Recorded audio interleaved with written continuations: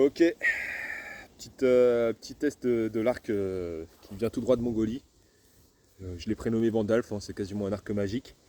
Il est quasiment magique parce qu'il a une puissance vraiment extrême, 55 livres. Et il a été ensorcelé par les Mongols, hein, tout simplement. Les Mongols qui tiraient globalement sur les chevaux. Euh, voilà, moi j'ai pas de chevaux à disposition, donc je tire à même le sol. Et voilà, petite technique hein, pour le tendre globalement. Ce n'est pas de le tendre comme ceci, à la force des bras, mais c'est vraiment d'y aller avec le poids du corps vers l'avant. Voilà. C'est une autre technique hein, qui vient tout droit de Mongolie, c'est qu'il le tendait vers le haut et ensuite il descendait. Voilà, petite astuce. Euh, donc ouais, c'est un arc de 55 livres. Ouais, assez puissant. Vous pouvez le comparer à ma taille. Il est assez petit. Point de vue de la texture, bah, c'est un arc bah, en bois avec protégé par du cuir. La poignée, pareil en cuir aussi. Et là, je vais essayer de faire des petits tests assez lointains. J'ai mis une cible derrière, elle est à.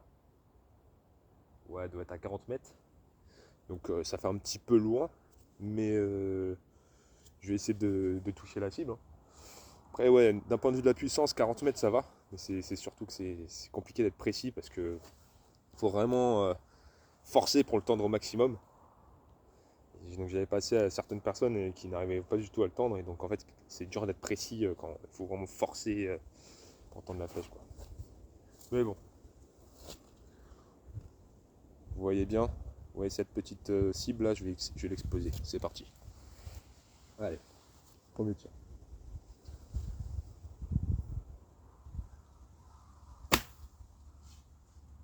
Oh putain, carrément au-dessus. Pourtant j'avais visé la cible. Petit problème technique.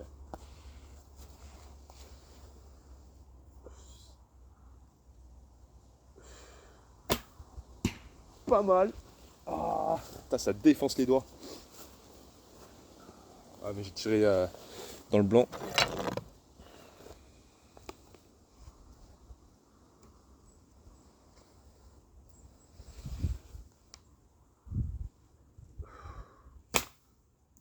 Ah,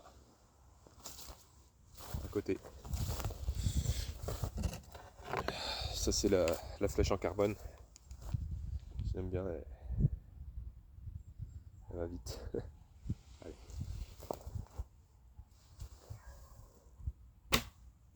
Oh putain, juste en dessous.